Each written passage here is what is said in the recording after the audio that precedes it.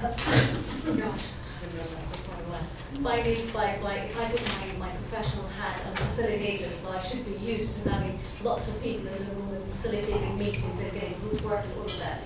And that was one of the things when Nikki asked me to do this little sharing experience. I thought, how can you fit PowerPoints and clothes and pictures and all of that, and I could do some exercise with people to get them engaged about the topic of support. But then I realized, well, actually, no. I'm here today just as Valli, and Valli is the partner, the wife of Desmond. Des, my husband, was diagnosed with Lewy body dementia almost 7.5 years ago. And we live in Oxford, and we've been living with dementia, with Lewy body for that length of time, and we've been trying to live well with dementia. That's our kind of motto, living well with dementia. So when I was thinking about, okay, so what support, talking about support for carers, and I have a lot of reservation about the term carers, and I may talk about that another time, or maybe later, just keep an eye on the time. And I said, the support for me as a carer would only come from the needs that Des would have. Because I wouldn't be a carer if Des didn't have those needs, if that makes sense. So I thought the best way to tackle it and to angle it is to look at what have been the needs in our journey of dementia. And as a result, how did that impact on me as the support and, as I call it, the journey partner rather than carer as such. So I've just got a couple of quick charts. I don't know if you can see them from a distance, but I will just talk to them just to help me to gather my thoughts and not to go off. No. And I'm calling it on top, flying without wings. Mm-hmm. Yeah, obviously that's stating the obvious. So, and I'm putting it as a question mark because I feel that why should we fly without wings? And that's the value of these wonderful meetings that we are here today. Absolutely love coming to London generally, but I love coming to those meetings with the value that I get at the end. So why should we fly without wings? Nobody that would have the diagnosis of dementia should fly without wings. We should have wings to help us through the journey. So what is it? What are the areas of need that we have? So I tried to put them together here. I'm sure none of this is going to be new to you or kind of complete new knowledge. So there are certain areas of understanding. So by that I mean just knowing what what is going on? What is that dementia? What's that kind of dementia? How is that knowledge-wise, knowing, understanding what's happening to the brain, to the body, to health, to what kind of dementia it is and what makes it different. Why is it not Alzheimer's? Why is everybody's talking about Alzheimer's? And this is Lewy body. What is Lewy body? There's a lot of knowledge and trying to understand what is happening with this dementia thing. Prognosis and diagnosis and all of these kind of things, trying to understand and get an awareness of what it is and just have a grip on what is the journey looking like and how long is a journey, right? So there's a lot of understanding here. Then you move, all of a sudden when you get the diagnosis, you go into, as in our case, we went into the neurologist after a few years of going back and forth of REM sleep disorder that ultimately led us to the diagnosis after a few years of various assessments and various scans and back and forth to various health professionals. And we got the label, right? You go in, you get the diagnosis somewhere, and you leave the room with a label. You have Lewy body dementia. Okay, so what's next? What do I do? And in our case, we did fly without wings. We didn't have the knowledge of what is it, how is it impacting our life. And Des was diagnosed at a young age. Des had this diagnosis when he turned 60. So it was considered young onset. Then you start learning, you start knowing, and people start talking to you and say, okay, there's a whole area called legal. So people talk to you about, do you have wills? Do you have power of attorney? Do you have, your house and your assets and your whatever? You need to look at all of these kind of issues, and you kind of start building up the fear of, oh my God, you know, this kind of serious stuff. Our life is going into a certain journey, into a certain route, and all of a sudden you're just shifting and turning into different directions. So it's quite a lot on the legal aspect, and that came earlier on in the journey. Sort these things out before you kind of move into other things. Then you look at other kind of practical things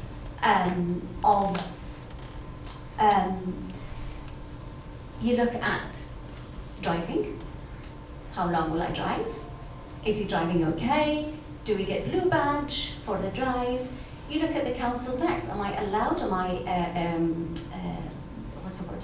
Entitled to reduction in council tax? Am I? Do I get a rail card as a disabled? Do I get the PIP and the ASA and all of these entitlements financially that you need to look at? And then you fill in forms after forms after forms, right? Everybody's nodding. Yes, we've been in that journey. You fill in forms, and it's very hard. It really is hard filling these forms because you don't know what to write and what not to write. You could get rejected for any of these applications, and it's a pain in the neck to kind of go through it again and again. So there's a lot of practical stuff. There's a DVSA. You have to immediately. You have to tell you're driving whether you can because you have that diagnosis. There's a lot on the practical thing, plus practical things in terms of the household. What's in my name? What's in Des's name? What's in our joint name? How can I move this from that? The ownership of the car, There's so much of practical stuff. Your head is buzzing at the best of times. And then you look at the physical, health-wise. So issues to do with health. Medications? No medications. We spent a whole year without medications, and it was actually due to my decision. I said, no, and I'm resenting and I'm rejecting this. We're going to be fine, and we're going to handle this, and we're going to look after ourselves, and da-da-da. And then the doctor came after us, and the neurologist said, Valli, if I don't prescribe medications to Des, I am not doing a good job. Here. So I had to bite the bullets, and we had to start the whole thing of medications. Is that the end of the journey? Medication? Oh no. So, as we all know, so we have a list of medications, and we review those medications, and you look at side effects of those medications. And then not only the medications that are related directly to dementia, the rivastigmine, if people are familiar with that, or things to do with the Parkinson's element of Lewy body, all of these, and then additional ones to do with other things. So I have a whole list of medications. And then you get the medications you get them through the pharmacies, and you say, oh, I can do you the Dosset box. Hooray! Do you know Dosset? We're all familiar with Dosset box. So you get the Dosset box, and I go and get the Dosset box every week, and then sometimes you give me a few weeks at a time, right? So I have the Dosset box, and they come at home, and then I relax about the medications, right? So I leave them for Des initially at the beginning, and then it goes all over the place, and it doesn't take them in time. So I keep an eye on the Dosset box, and then just spot check. I realize that there are mistakes in the Dosset box. I said, damn it, can I relax? Can you relax? No, actually, so ultimately, I took charge, and I said, okay, I don't want Dosset box. I'm going to get them tablets. I sit down religiously on Sunday evening, and I go through, I create our own Dosset box every day, for every day, for the week. So the medication is a big thing. Physical also, health-wise, and his capacity, mobility is one big thing that kind of shifted and goes up and down. Having exercises, physio coming around, there's lots of things to do with the physical element of his health. So that's part of the story. And then the social. You get dementia, and your world shrinks. The world of the person living with dementia shrinks. The brain shrinks, in my mind, that's my pattern. The brain shrinks and life shrinks. So as a result, you as a partner, you think, I don't want the world to shrink around my husband. I really don't. So you really have to kind of think about, how can I expand that world for him? So friends or family or ex-colleagues from before, and obviously he had to stop work as a result of this. very, very sociable person he is. He's Irish, so he can speak to the devil. And he just, if he was here, he would have been walking around the place introducing himself to every single person. So he's very sociable, but the world is shrinking and he's not out and about, and confidence is being reduced every day. So you have to put another hat on you to make sure that the social element is there for him. Friends, families, lots of dementia-related groups as well, so he used to go out and about to meet other people with dementia. Then, what else have I got? I've got psychological. So the psychological, as in, I just wish I could open a hole into his head and see what is going on in his head. How is he thinking about his disease? How is he thinking about this stage? How is he thinking about previous life and the coming life? I just want to know, how is his psychological life health in there, in him, so I know how to relate to him. And it's really hard to break into that. And as a result, your psychological health is being affected as well. So the psychological is really important. And pushing for different directions to get psychological support for him, let alone for me as well. And then the last one here, well, pre-last one is social care. I didn't know what else to call it, but then you get into the stage of getting social care into the house. And you get OTs coming in and out of the house. Assessment for the bathroom, and assessment for walking, and so the house ends up having lots of aids kind of going around every room, a walking stick for going out, a walking stick in the car, a walking stick, that I call it the four-legged stick. Has anybody got the four-legged stick? It's a fantastic stick. It's very solid for walking around the house. And then, going into the bathrooms, you've got things to do with the toilet and having accessible bathroom, sleeping at night and trying to get out of bed in the middle of the night to go to the loo, and you get support in the back and support to get out and support in the bed. So you've got lots of all of these kind of aids. So you get a lot of emails and phone calls and communications with adult social care. I mean, this is not a complaint, I'm just saying that this is reality. We're very, very lucky, incredibly lucky in Oxford where we live, with what the support we're getting from here.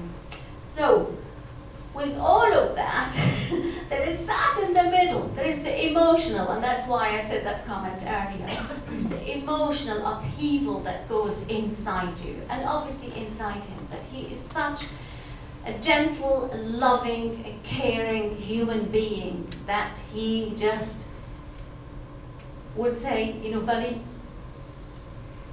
and he would say, Valli, I really appreciate that you're doing a lot. There's a lot that you're carrying on. There's a lot you're doing, and thank you so much. And they say thank you, I don't know, 100 times a day to me. Part of it is Irish, part of it is being Des. So he doesn't, and he's calm as well, so he doesn't get angry. I am the one that's like fireworks in the house. I'm Egyptian, by the way, so fireworks in the house at the best of time. So I do shout, and I do scream, and I do sometimes hold my emotions, and a lot of the times I don't, like now. Because you can't. There's a whole volcano inside you because of the change that's happened in your life. And you cannot negate it, you cannot ignore it, you cannot put it aside. No matter how much you try, it's there. So, turn it towards him. Let's see what kind of support that we got.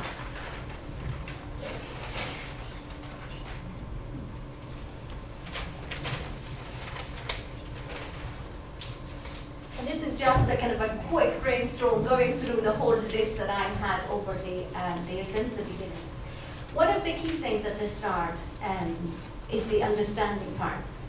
Here, as soon as we walked, I'm a very practical person, so I believe in strategies. As soon as we walked out of the neurologist and we got the diagnosis, and I went back home and straight into Google. As Des says, Valli is Mrs. Google.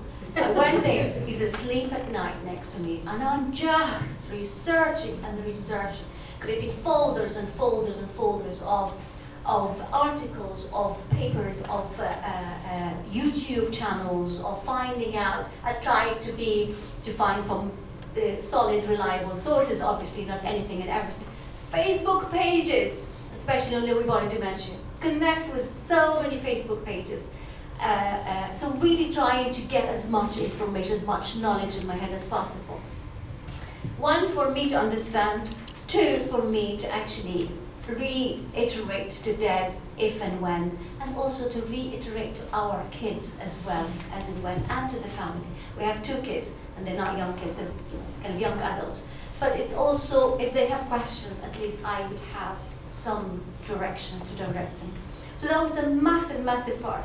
So, so Google was a brilliant thing, somewhere here. And from Google, I found lots of interesting books. So I ordered books, books and books about dementia, especially about Lewy body dementia. Let me tell you a very, very little tip here. When I started looking and reading, tell me when I'm close to finish. There was one, I meant to bring them, but obviously you have a million and one things in your head when you come to London, including our son is turning 21 tomorrow. So I'm going to surprise him today, going to school, to university to see him. So one book I remember very, very clearly, written by a carer, this American woman. It's a very small book, should have wrote it. But I read the book, but I decided to read the book back to front. I read it back to front. I couldn't bring myself to read it from the moment of the diagnosis to the end of the journey. I just could not, emotionally, could not. So I read the end, and then I walked backwards, chapter by chapter, to bring me to the moment where I am now. Tell me why? Because I thought I did not want to see the end. I wanted to, and stop there, because that's not going to take me anywhere. That's going to take me to the tip. So I read it, I know what it's like, I know what the journey is roughly looks like, and then let me back to the future, and I could have some strategies from that book, from the different stages, to actually move forward. I found it extremely helpful. So lots of books and lots of articles, lots of things to read. Obviously in terms of the legal stuff, solicitor, that you just have to go and do the legal stuff. On the government websites you can do the power of attorney, but you still need some support and some help in terms of understanding how it works. The GP, we've been greatly, we've been very, very supported by the GPs, various GPs, along the journey, where we were very understanding. Des can get appointments, within reason, when he needs to. So GP is great. The physio, you just have to fight, and that's the bottom line. You are the advocate for your partner or your loved one. You really are. Because they're just living their own journey, their own story, but you are their advocate. I fought at the start to get a physio, and I said, look, I need to have a physio to see this, to see the different, his needs there. And I got the physio. And she came, I tried it a couple of times to help us with exercises, with his mobility. So got a physio. The neurologist is brilliant. We have a neurologist, we see him every 6 months. So does a revision of the medications and all the different stages, and he is fantastic. And Des gets on so well with him. He talks to him and he said, so what's the journey like? So what's going to be like? That's Des asking. He wants to have straight facts with the neurologist. And the neurologist looks at Des every time, surprisingly, and he says, Des, well, I think, you're going, you are deteriorating, but you're deteriorating quite slowly. And he loves that line. So we walk out of the neurologist's office feeling good. So because of that thing of living well with dementia, maybe I'll come later to that. What other things? Books, I talked about online groups, Facebook. There's there used to be a Young Dementia UK charity in Oxford. Now its name is Dementia UK. It was brilliant. That led us into so many directions and various support things, including knowing about RDS here. RDS, the top of the pop. Advice, just on the phone, on email, you just send an email, you get a reply back, or you call and you get wonderful advice. But not just advice, just empathetic ears, and that's what you need. sympathetic. Sympathy is something, but empathetic is they really understand what you're trying to say and what you're going through. These meetings, I was offered counselling as well, and I'm at the tail end of that counselling, which has been wonderful online. Really good space to kind of talk and let go of what's going inside you. So I did also earlier in the stage, I did self-referred counselling. It wasn't that successful, I have to say, but it was one of the things, if it exists. Talking space, I think is called. We have the local groups, as in the local dementia groups. I used to accompany this in every single group. They meet 3 or 4 times a month, and they do different things. They say walk and talk, or they do coffee and chat, or they do other things, which is really nice. And then I start, and I realize that actually this is his space. This is his moment to shine within people that he is familiar with. So I stepped back, which gave me that distance from living dementia 24/7, which is, I think, is quite important. The charities, lots of charities on the from Alzheimer's Society was one of the best one earlier on. There's just we found a brilliant book, and he calls it The Guide on How to Get Dementia. It's actually called Guide to Dementia or something like that, which is brilliant. Lots of good information there. Amazon for all the aids and tools. You just look for any sticks or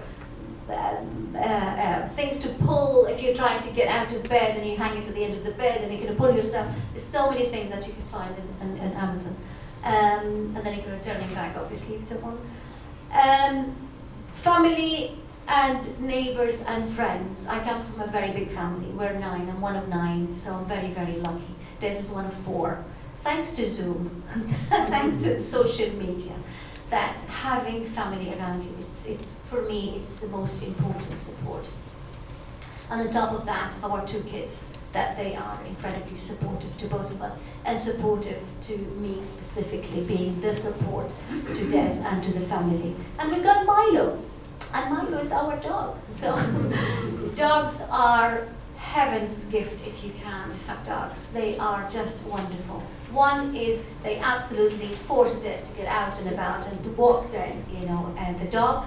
So he gets exercise and he feels he can socialize with groups of dogs. They have even a WhatsApp chat, the hounds or something, Master or something, a WhatsApp chat. So he can socialize with people there. Although the journey, it is deteriorating. It is getting difficult. Des has had a few falls in the last couple of months in the house and outside the house. So we're moving to a different stage. So that comes with its own heavy emotion stuff that I need to be there most of the time, if not all the time, to be with Des.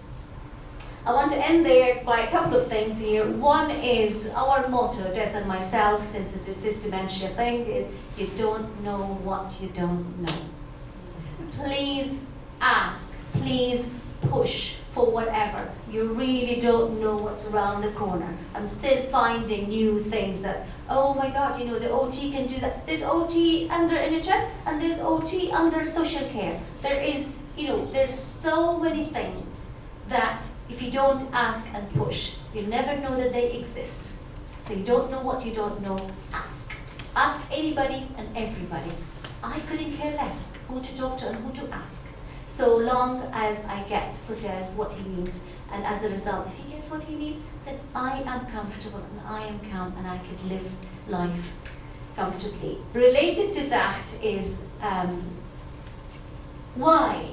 Why do we want to get this? Is it just to solve little problems, big problems? Is it just to find solutions for walking in a stick and aids here and there and social thing? No, for me, it's much more than that. For me, is to maintain Des's agency for as long as possible, for as much as possible of his agency. So if he can walk the dog by himself, great, go and walk the dog. If he started falling, let's look at how we can support him to actually walk the dog.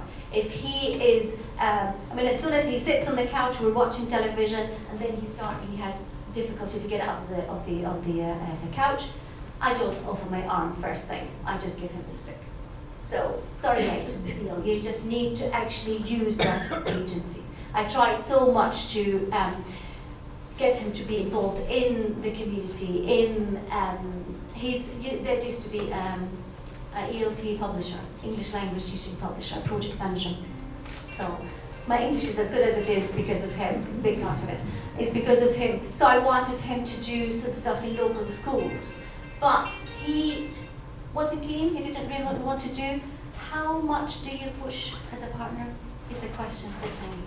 How much do you actually let them be and they are feeling comfortable with what they're doing and what they're contributing, and how much do you actually push? I still don't know. Crucially, so long as they are empowered to actually use that agency for as long as they can and as much as they can, I'm a happy person. I'm gonna stop here.